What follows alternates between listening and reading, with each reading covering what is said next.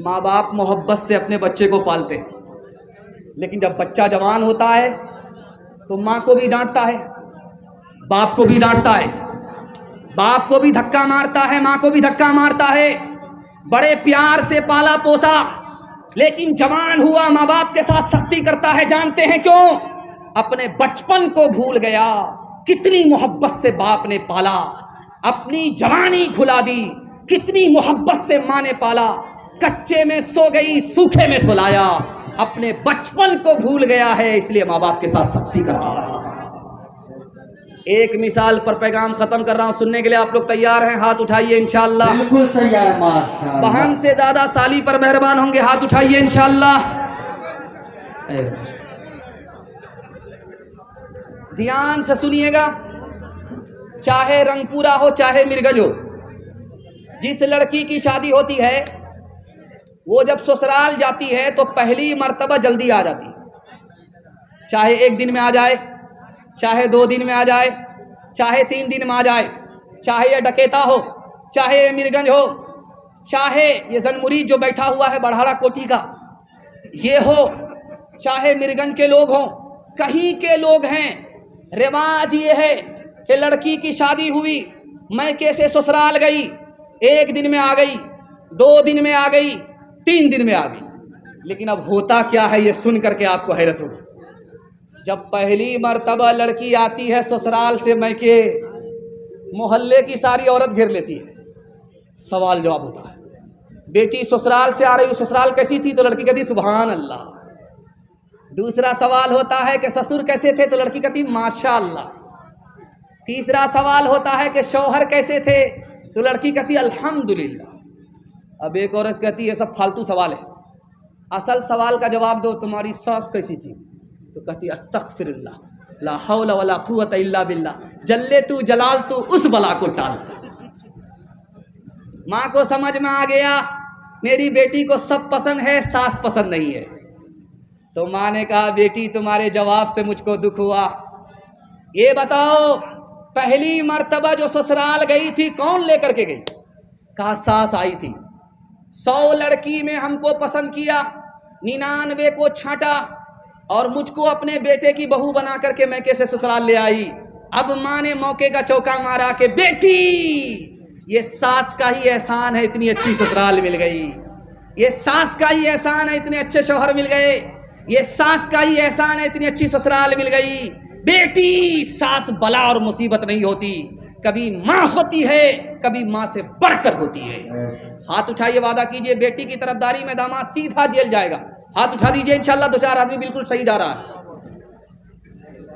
माता पिता की चाह को बेटा जो ठुकराए, माता पिता की चाह को बेटा जो ठुकराए, समझो उस परिवार का, समझो उस परिवार का सब कुछ गंवा पिलाए, सब कुछ गंवा पिलाए। सास को जब कोई बहू पग पग दे इल्जाम, सास को जब कोई बहू पग पग दे इल्जाम, उस घर से बरकत गई, उस घर से बरकत गई, नरक हो गया था, नरक हो गया था।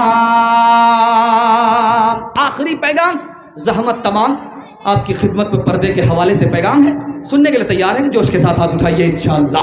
बड़ा खूबसूरत जलसा तेजी के साथ निकल गया, अल्लाह जज़ाए खैर दे। जलसा इतना खूबसूरत है, आपकी चमकती हुई इतनी पेशानी है। दिल से दुआ करता हूँ अल्लाह आपकी जवान बेटी के लिए गैब से मुनासिब जोड़े का इंतजाम फरमाए। एक किताब है, उसका नाम है महाभारत। उस किताब में लिखा है जब बाप जवान हो, बेटी जवान हो, तो तन्हाई में ना बैठे। अपना सगा बाप अगर जवान है, अपनी सगी बेटी अगर जवान है, महाभारत में लिखा हुआ है अपनी जवान बेटी के साथ जवान बाप तन्हाई में ना बैठे। क्या पता बीवी समझकर बेटी ही से जिना कर ले। महाभारत में लिखा हुआ है।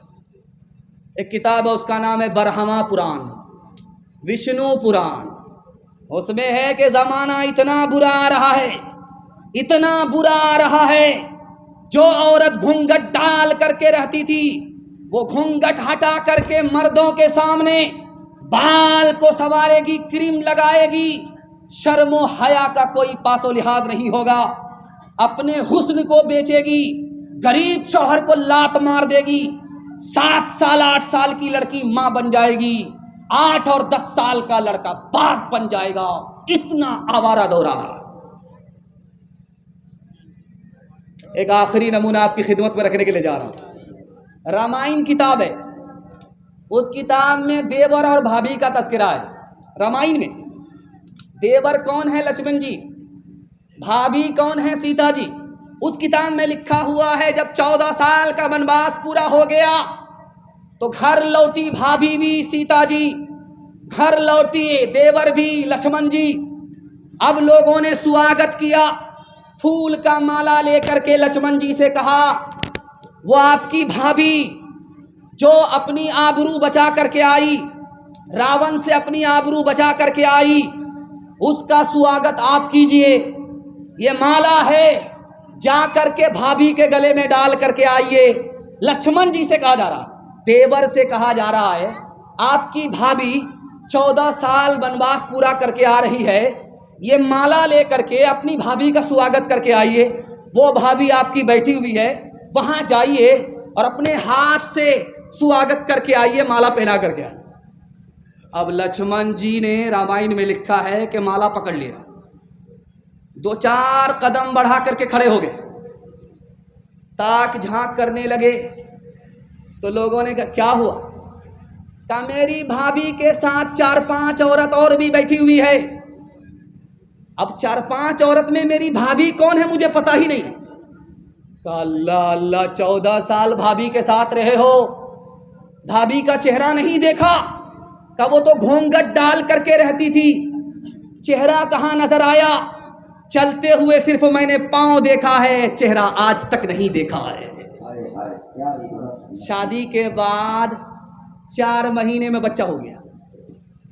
अभी शादी को सिर्फ 4 महीने हुए, बच्चा हो गया।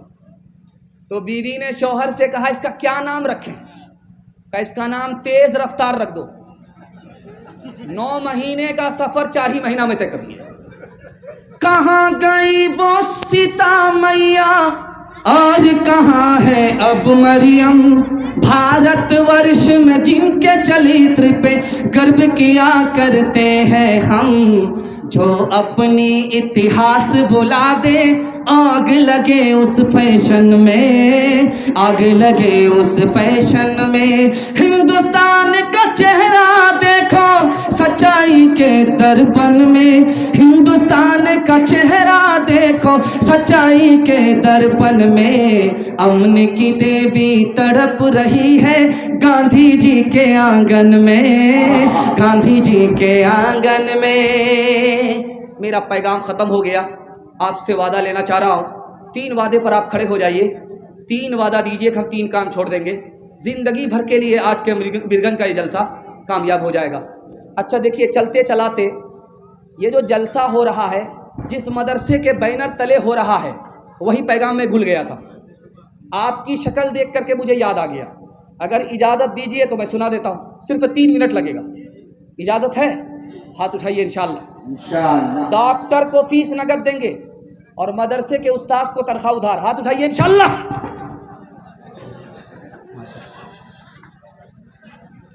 मदरसे का 3 एहसान है। अगर ये मदरसा नहीं होता तो आप इंसान नहीं होते, जानवर होते। अगर ये मदरसा नहीं होता, दूसरा एहसान, आपके बच्चे को बाप नहीं मिलता, माँ मिलती, बाप नहीं मिलता। ये मदरसा ही है कि निकाह पढ़ाता है, बच्चे को माँ भी मिल जाती है, बाप भी मिल जाता। अगर ये मदरसा नहीं होता, निकाह होता ही नहीं, माँ तो मिलती, बाप किसका है, इसका बाप कौन है पता नहीं चलता। दूसरा एहसान, मदरसे का तीसरा एहसान, अगर ये मदरसा नहीं होता तो गरीब के बच्चे को फ्री में तालीम नहीं मिलती। मैं आपके सामने माइक लेकर के बैठा हुआ हूँ, आप पूछिएगा तुम्हारा कितना पैसा खर्च हुआ, मैं बोलूँगा कि गिनती के पैसे मेरे खर्च हुए। असल तो कौम का चंदा था, मदरसे का एहसान था, गरीब का बच्चा पढ़ लिख करके आपको बयान सुना रहा है। अगर ये मदरसा नहीं होता तो गरीब के बच्चे को फ्री में तालीम नहीं मिलती।